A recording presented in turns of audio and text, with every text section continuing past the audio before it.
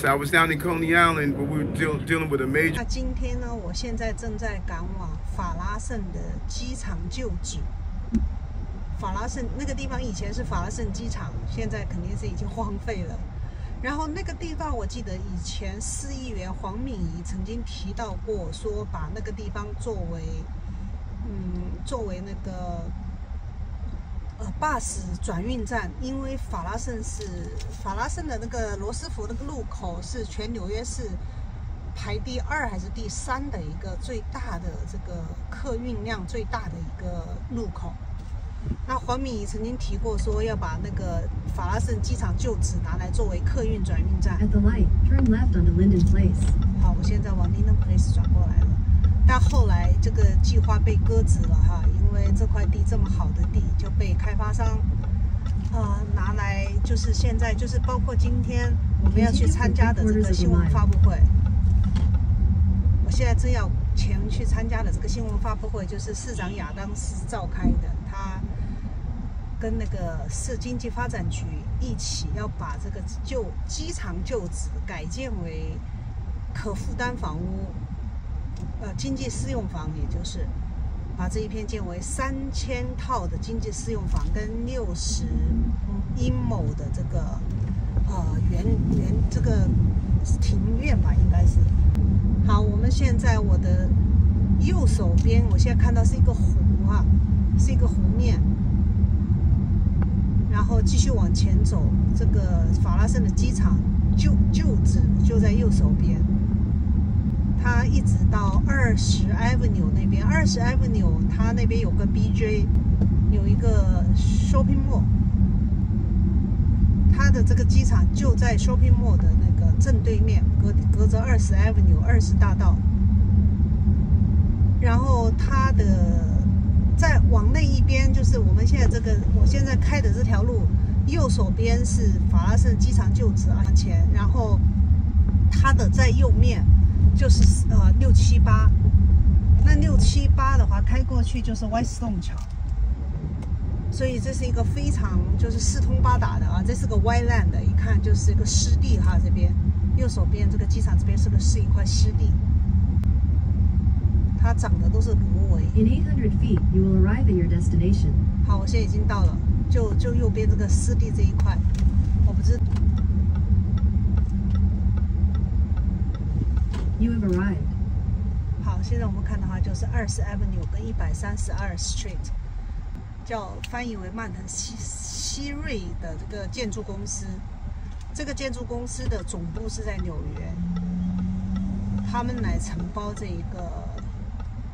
这块地的开发，3000套房屋。然后亚当斯他是有个计划叫登月计划，就是在2032年的时候，要在纽约建50万套可负担房，就是经济适用房50万套。那这个3000套就是今天我们来的这个地方。我现在把车停到这个墓里面，应该是比较安全的，然后再走过去。这个地方作为可负担房屋，我觉得是非常好的，因为你看多方便啊，走过来马路对面就是墓，这个地段是真的非常好。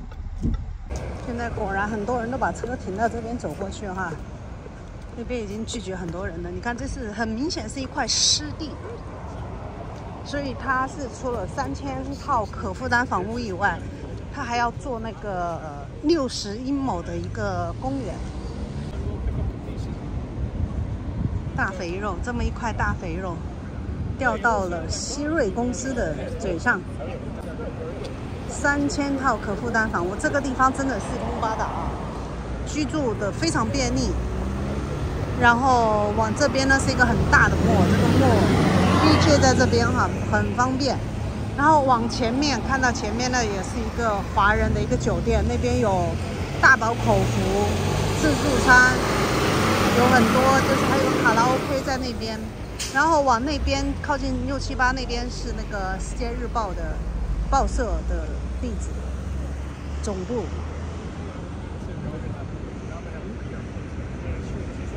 这真的是叼一块大肥肉啊！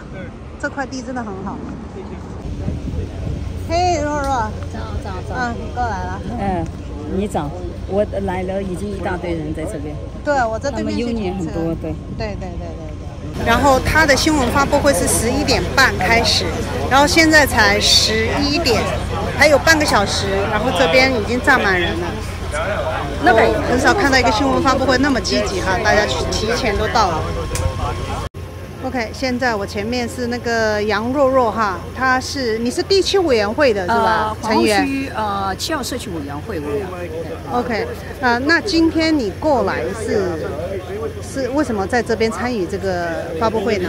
因为作为一个社区居民的一份子，并且也是社区委员会的委员，我们很支持这个项目。因为法拉盛 Airport 这个旧的机场已经空置了这么多年啊，我们也很期盼这个空地能好好的利用，能发挥它的作用。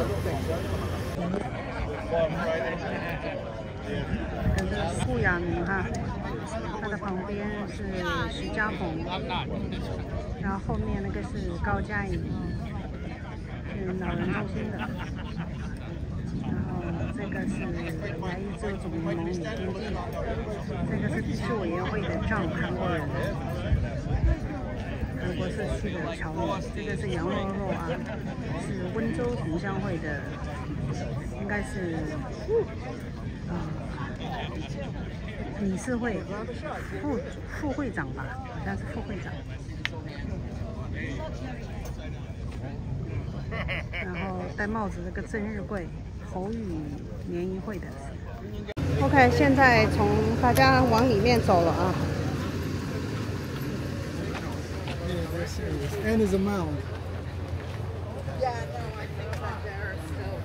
现在往里走，这边这个地。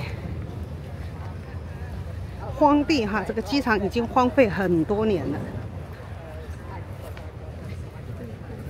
现在那个队伍浩浩荡荡的往里走哈。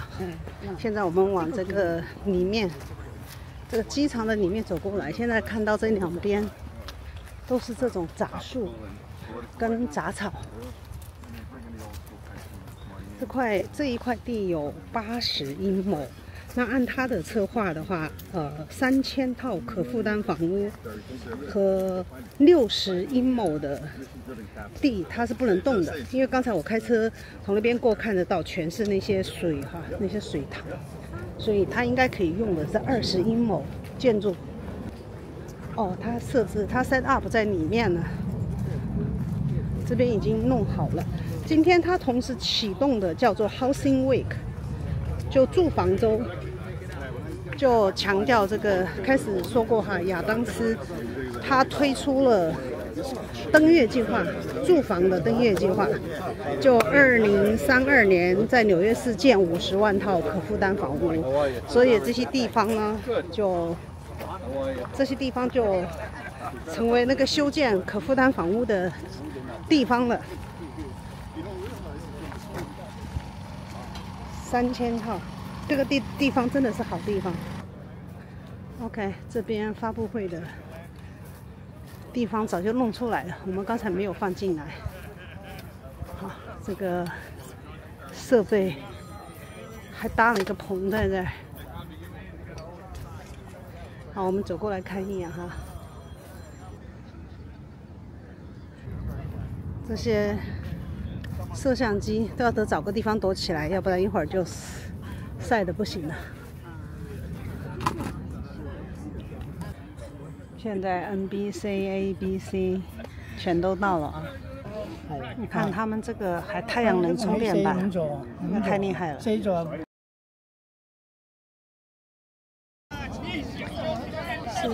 11点半，现在11点50了哈。Vicky， 大学点的那个市议员 Vicky， 他是共和党哈。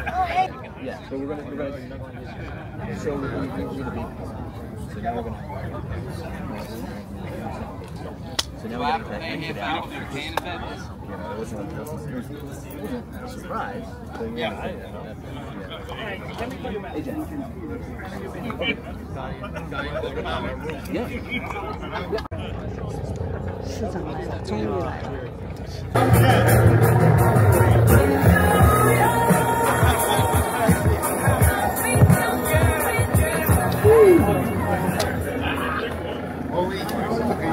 That's fast. That's fast. Oh, man.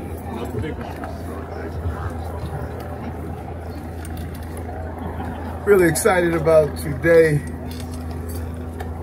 This announcement is something that Gary and I spoke about, you know, sometime, and he said it took a year and a half. That's fast.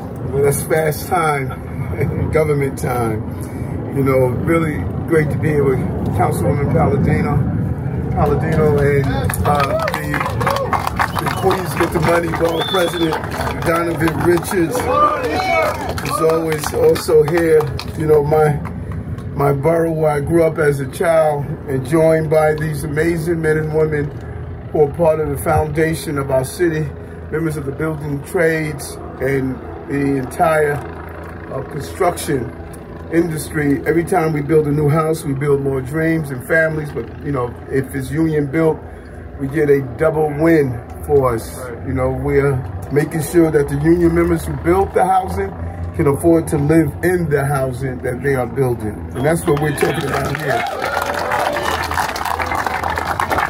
This is good stuff. You know, the most pro-housing administration in the history of the city, not based on my opinion, but based on the numbers. What Deputy Mayor Carry On and his team, what they have done is just remarkable. How we have found ways to ensure that we're going to build more and more housing in the city. Everything from the city of Yes, that allow every community board now to participate in housing, to move in a record number of people from homeless shelter into permanent housing, to breaking records year 1, year 2, and I'm pretty sure we're going to do it in year 3 of the more housing brought online in the history of the city in individual years. And then when you look at what the numbers are, the numbers don't lie.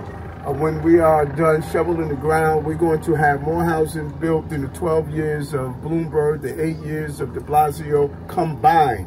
20 years in comparison to 3.5 years combined we're doing.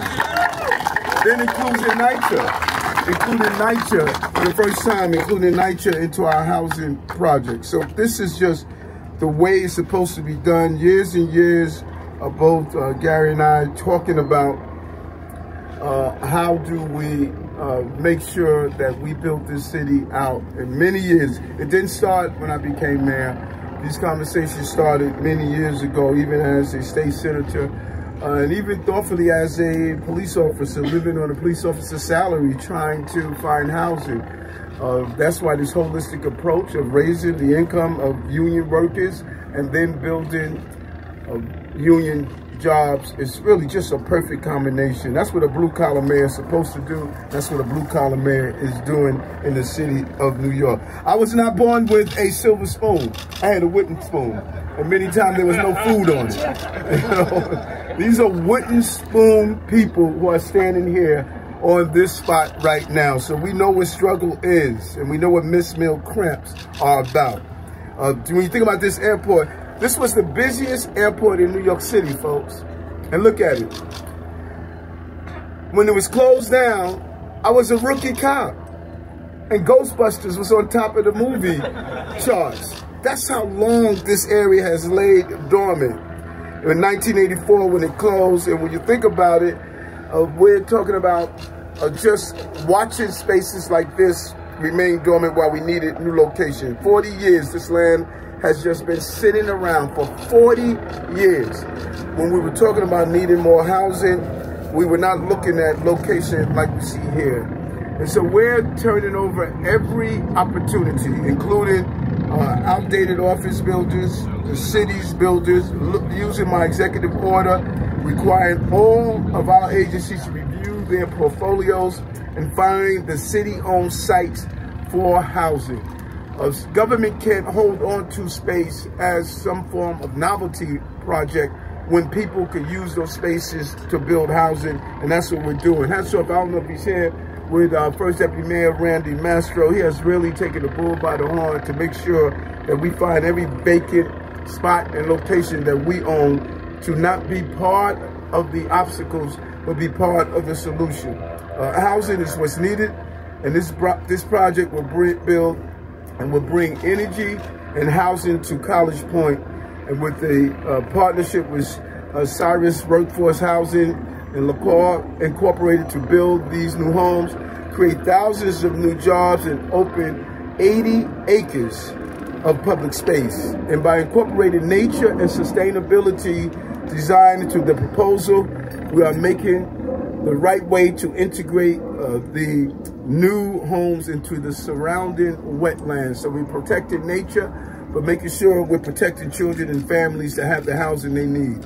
And administration after administration have all tried, but we've mastered the ability of landing a plane on difficult tasks and difficult actions. That's what union members do. We know how to make something out of nothing and to build upon that. So I want to thank, again, Deputy Mayor Adolfo Carrion, EDC President Andrew Kimball for their tireless work on this project. And we're also making sure that this creates jobs and homes for working class families.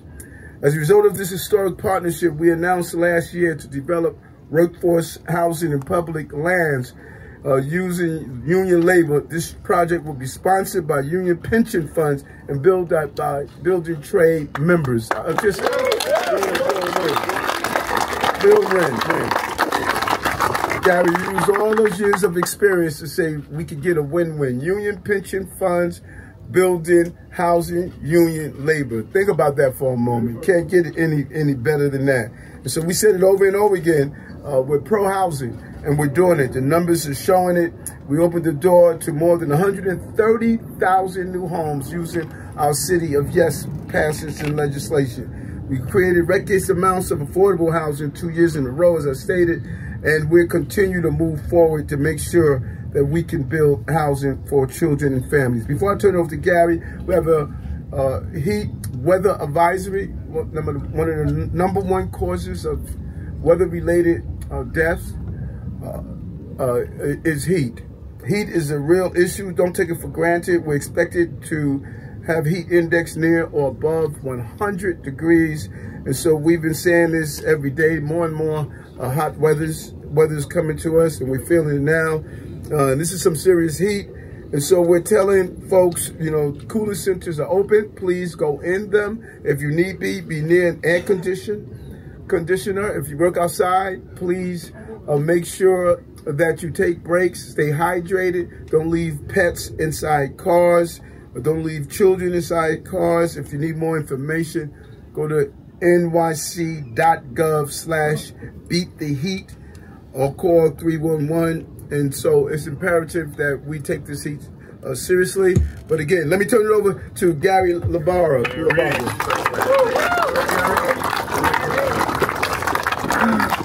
Thank you very much, Mr. Mayor. It's great to be here with all of you, my brothers and sisters, our elected officials and representatives from the City of New York.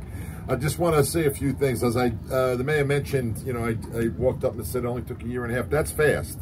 And you have to understand that in government and real estate.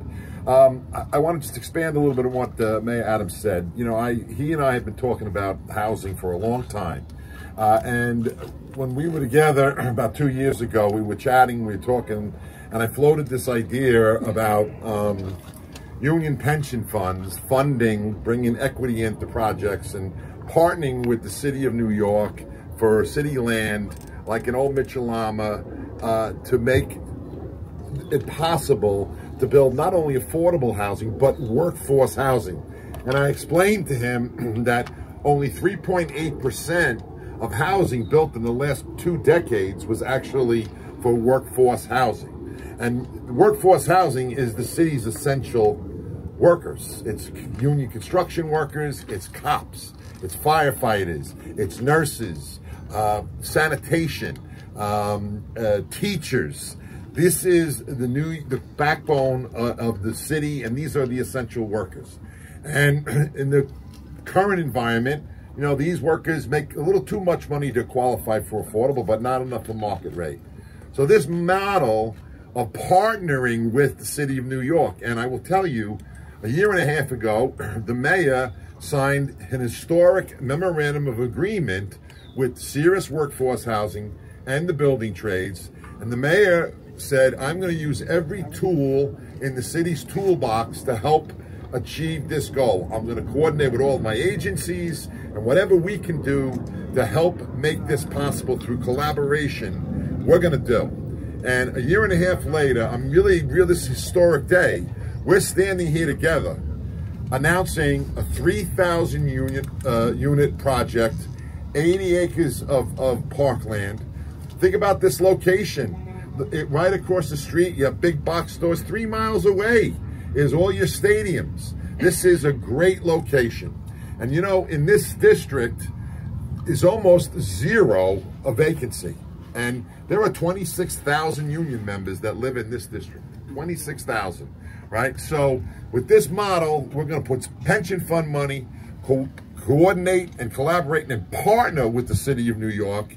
We're going to create thousands of good middle-class jobs that lead to careers. And one of the things that is very important to Mayor Adams and to the building trades as well, we're going to also be able to bring people into the building trades because there's more work for marginalized communities and give them the opportunity to go into the middle class and pursue the American dream. So I want to thank Mayor Adams and all of the agency heads that are here for working with us. We look forward to doing this again and again and again. This is a scalable model. And I think this is a turning point that we have now reached. This is an inflection point for the city of New York and how we can build housing where it is a win-win for everyone involved. So thank you very much. It's now my pleasure to introduce the managing partner of the Cirrus Workforce Housing Fund, Joseph McDonald.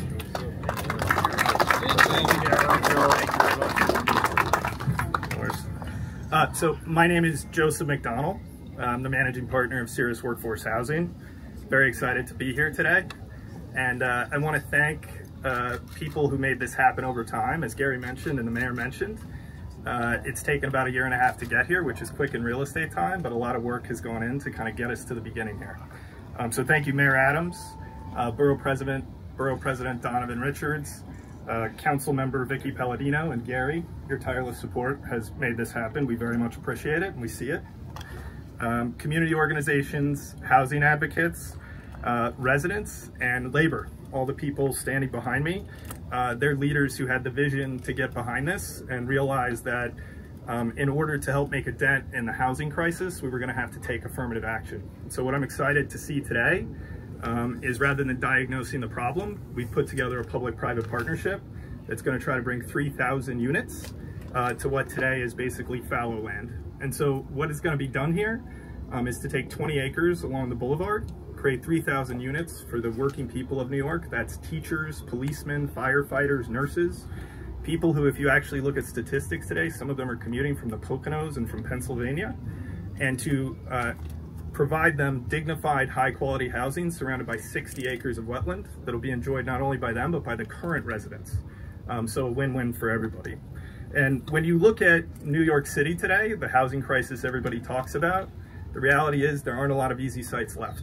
This is 80 acres and it's something that we need to do. And I think the vision of this administration and EDC, our partners, LCOR, have brought us to this point. And we're excited to get started. So we look forward to collaborating with all of you. We thank you for coming out here today and showing your support, and many great things to come at the Old Flushing Airport. Thank you. And with that, I'm happy to introduce one of our supporters on this and other projects, Borough President Donovan Richards. Thank you for being here and all your support. Good afternoon, Queens. Great day for Queens County, and I couldn't be prouder to be here during this historic morning. Well, it's afternoon now. Historic afternoon as we breathe life back into the forgotten chapter of this community, into the former now Flushing Airport. You know, this is the borough that are home to both of the city's airports. This is the borough that gives travelers from all over the world an amazing first impression of New York. But this is also the borough that built our city's aviation industry. And today we really have an optimal opportunity to really address the housing crisis head on. And we've often talked about not just talking about the housing crisis, but building our way out of it. To take 3,000 units of workforce housing, and there's always this conflict between building housing and labor. But today we're getting it right across this borough and this city, because labor is labor in the house. We are saying to the working people of this city that not only are you going to build, but you are also going to be part of building this borough and community as well. And often what we've seen is a lot of our communities, and we've heard this, we hear this every day, many of our neighbors being pushed out of the city who can no longer afford it. The working, the middle class to low-income New Yorkers who don't have an opportunity to stay in this borough and this city. Today, this is part of the transformation of not only just this airport, but Queens is actually leading the way. When we talk about what we're doing in Jamaica, another 15,000 units. Today we'll be releasing our recommendation on Long Island City, another 15,000 units online. What we've done in Arbor and East down in the Rockaways, taking 50 acres of land and turning that into almost 3,000 units of housing, transformational. So we are really creating a pipeline for not only our union workers, we look at all the economic development that's happening in Queens. And look at what's happening at Willits Point, the fastest growing, largest affordable housing development built in 40 years. We look at the possibilities. We have at least 2 proposals that are before us at the state. And in a few weeks, we'll also be announcing the redevelopment of the Creedmoor site. And we've put some plans in place there already that are really going to transform another 50 acres of land that people can call home in this borough. So today is really a transformational day. I really want to thank the mayor, want to thank all of his agency partners, the union most importantly, for using your pension funds wisely. This is an investment in the working people of this borough and of this city, and this is certainly a home run for our borough. Congratulations to everyone who made this possible today. Great. We want to talk a few on topic questions. Henry, you want to talk? Sorry, let me drop this so that I can see it. Appreciate you taking the time. So you said it took about 1.5 years since sort of conception, bringing this forward, and that's fast in real estate and construction terms and all of that. But I think for normal New Yorkers, they hear 1.5 years, and then it's going to take a certain amount of time to build. Most normal people are going to think, what takes so long? So you've been in this, you've been focused on this. Let me ask you the question from the perspective of a normal New Yorker. When they look at housing deficits, what's taking so long? Yeah, no, and I think that's a valid question to those who are outside looking in. But this is what we have not done. We have not sat on our hands and waited until projects like this come to completion. The goal in housing is always have something in the pipeline. And as I stated, we move the most New Yorkers in individual years out of homelessness into permanent housing in the history of the city. We have moved more people using our FEPS voucher program in the history of the program. Now Deputy Mayor carry on what he did about building more housing in individual years in the history of individual years. So I'm not sure how much history we have to do to show that we're not waiting for projects in the future. We're doing it right now. Those buildings you've seen going up in Willis Point, when Gary and I stood there at Willis Point, there was no shovels in the ground. We had nothing but repair shops and junkyards. Now you see actual buildings going up. So we understand the urgency. Everyone must join that urgency. We lost 20,000 units because of the move by the city council in our city of Yes. We lost 20,000 movements. So all our homes. So all of us must be on the same page with the level of urgency. Our numbers don't lie. Our level of urgency has been real, and as I stated, it may have been lost, and when I stated, we're building more than 12 years of Bloomberg, 8 years of de Blasio combined in 3.5 years. If that's not urgency, I don't know what it is. You know, we heard the message, we got the memo, so it needs experience, not extremism, and that is the difference to what you're seeing now. Yes. Mm-hmm.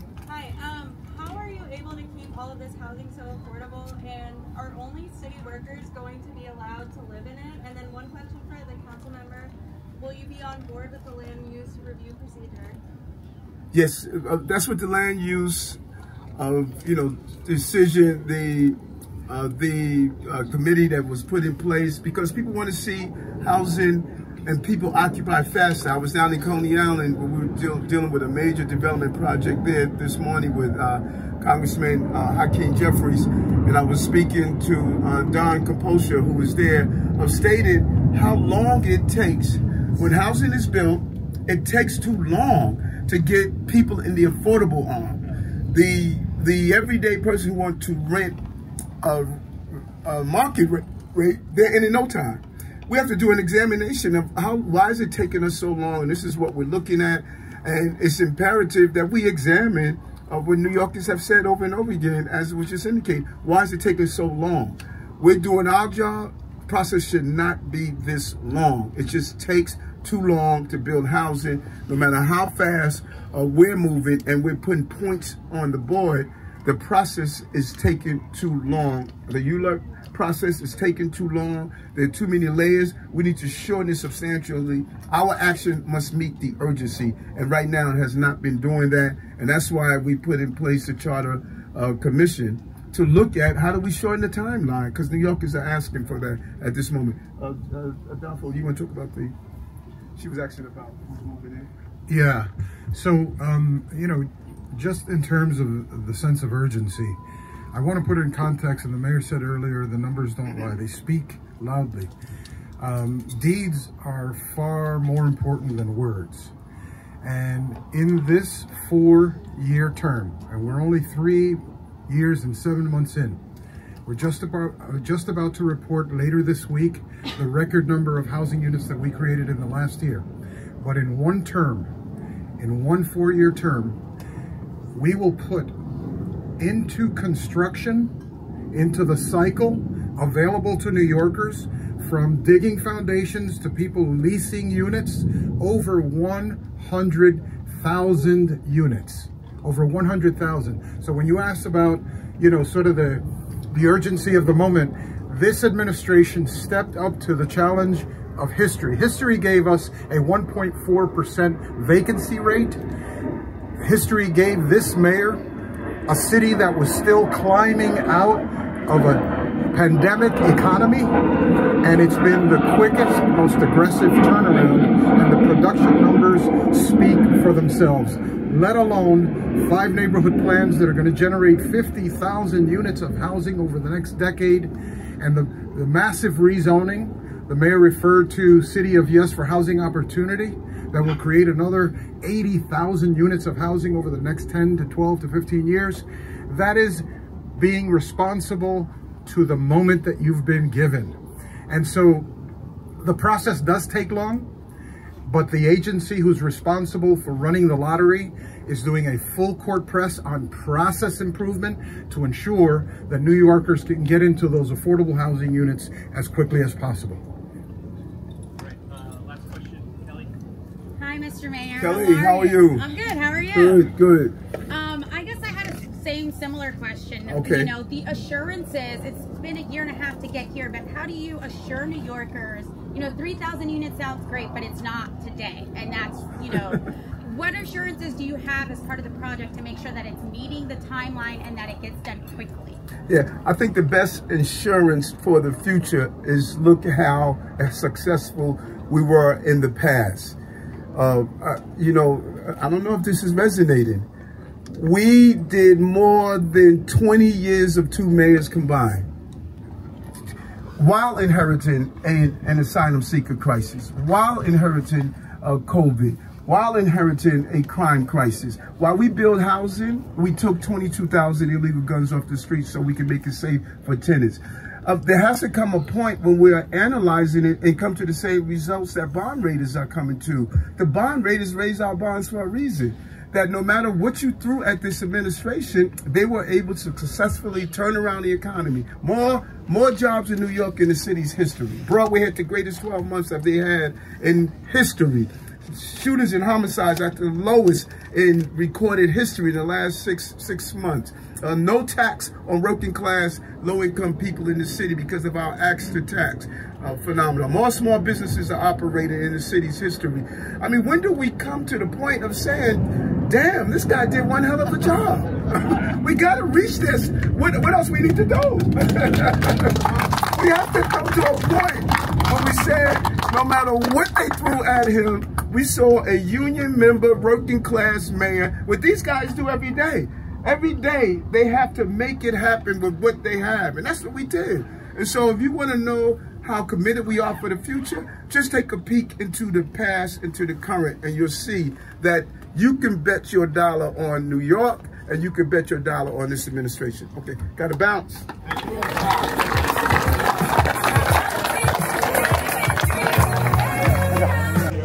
啊，上场了，市长，你开了啊。